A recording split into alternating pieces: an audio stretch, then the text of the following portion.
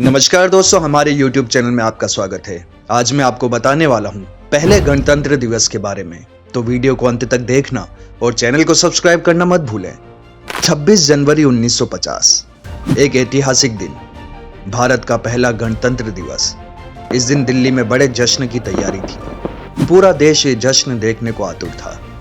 दिल्ली से सटे उत्तर प्रदेश, हरियाणा, राजस्थान और पंजाब सहित कई सूबों के लोग रेलगाड़ियों से, बसों से भरकर दिल्ली पहुंच रहे थे। कुछ ऐसे भी थे जो लोकतंत्र का ये जश्न देखने के लिए 4 दिन पहले ही पैदल ही घर से निकल पड़े थे। दिल्ली में भीड़ इतनी कि रायसीना हिल से लेकर इरविन स्टेडियम तक केवल सिर ही सिर नजर आ रहे थे। लाखों लोग कतार में खड़े थे।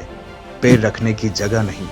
जो जहां टिक पाया टिक गया। घरों की छतें, पेड़, दुकानें सब लोगों से सटे हुए थे। दिल्ली की सबसे बड़ी जिस इमारत से कभी सबसे बड़ा अंग्रेजी अफसर निकलता था और जिसके कई मीटर दूर तक आम भारतीयों को गुजरने की इजाजत तक नहीं थी, अब उसी इमारत से राष्ट्रपति राजेंद्र प्रसाद बाहर निकल रहे थे।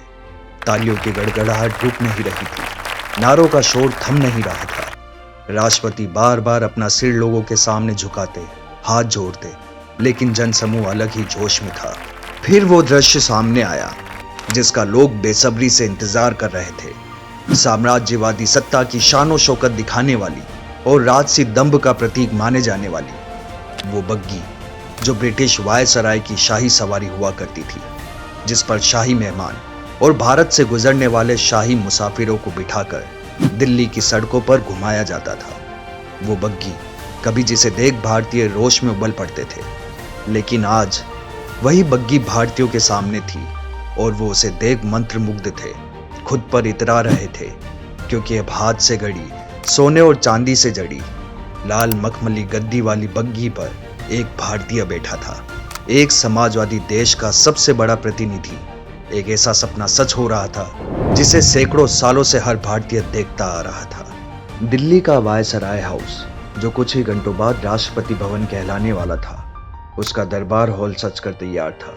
सरकार से जुड़े नेता और बड़े अधिकारियों को 10 बजे तक पहुंचने का न्योता दिया गया था। कार्यक्रम शुरू हुआ ठीक 10:18 पर। देश के आखिरी गवर्नर जनरल सी राजगोपालचारी ने भारत के एक गणतंत्र यानी रिपब्लिक कंट्री बनने की घोषणा की।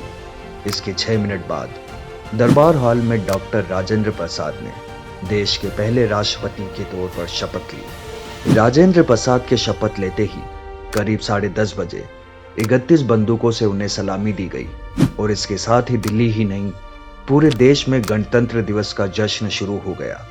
उधर राष्ट्रपति भवन में गणतंत्र दिवस के मुख्य अतिथि इंडोनेशिया के पहले राष्ट्रपति सुकर्णो का स्वागत किया गया।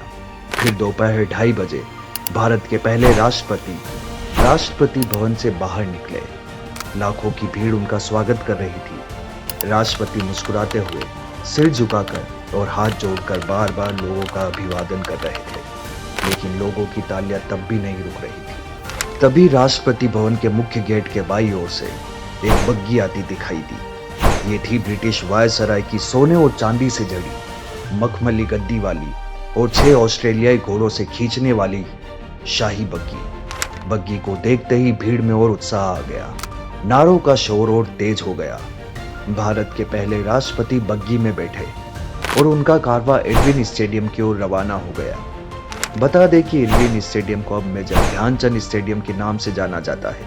1950 से लेकर 1954 तक गणतंत्र दिवस परेड राजपथ पर नहीं हुई थी। ये कभी इरविन स्टेडियम तो कभी रामलीला मैदान में आयोजित होती थी। उस समय के चर्चित अखबार सैनिक समाचार ने अपने एक लेख में राजेंद्र प्रसाद के काफिले के बारे में लिखा था। राष्ट्रपति भवन से लेकर इरविन स्टेडियम तक सड़कें लोगों से भरी हुई थी। देश की राजधानी में ऐसी भीड़ दूसरी बार दिख रही थी। इसने 15 अगस्त 1947 को इंडिया गेट पर उमड़े जन सैलाब की याद दिला दी। राष्ट्रपति के काफिले के रास्ते में कहीं भी पैर रखने की जगह नहीं थी। सड़क, पेड़, दुकानों की छतें और बड़ी इमारतों पर लोग घंटों पहले से जाकर बैठ गए थे। राष्ट्रपति का कारवां कनॉट प्लेस और उसके करीबी इलाकों से गुजरते हुए करीब 3:45 बजे इरविन स्टेडियम पहुंचे। 15,000 लोगों के सामने आधुनिक गणतंत्र के पहले राष्ट्रपति ने तिरंगा फहराकर परेड की सलामी ली। इस दौरान एक बेहद चर्चित विभाजन वायसराय के अस्तबल में हुआ। वायसराय की सोने और चांदी से जड़ी बग्घी आखिर किसे मिले, ये तय नहीं हो पा रहा था। काफी समय तक इस पर सोच विचार किया गया, कोई हल नहीं निकला। दोनों ही मुल्क इसे छोड़ने को राजी नहीं थे। दोनों ही आजादी के बाद अपने अपने राष्ट्रपति की शाही सवारी बनाने को उत्सुक थे। जब कोई भी हल नहीं निकला तो माउंटबेटन के निजी सैन्य अधिकारी लेफ्टिनेंट पीटर होज ने एक सुझाव दिया। बोले कि अब ये फैसला भाग्य के भरोसे छोड़ दो, एक सिक्का उछालकर तय कर लो कि शाही बग्घी कौन ले जाएगा। पाकिस्तान की तरफ से कमांडर मेजर याकूब खान और भारत की तरफ से कमांडर मेजर गोविंद सिंह को बुलाया गया। चांदी का सिक्का हवा में उछाला गया। गोविंद सिंह बोले सन। सिक्का जब खनकता हुआ अस्तबल के फर्श पर गिरा तो उसके ऊपर मोटा मोटा सन लिखा चमक रहा था। गोविंद सिंह खुशी से उछल पड़े, क्योंकि अब किस्मत ये फैसला कर चुकी थी कि साम्राज्यवादी शासकों की शाही गाड़ी में नए समाजवादी भारत के राष्ट्रपति बैठेंगे और पूरी दिल्ली की सैर किया करेंगे।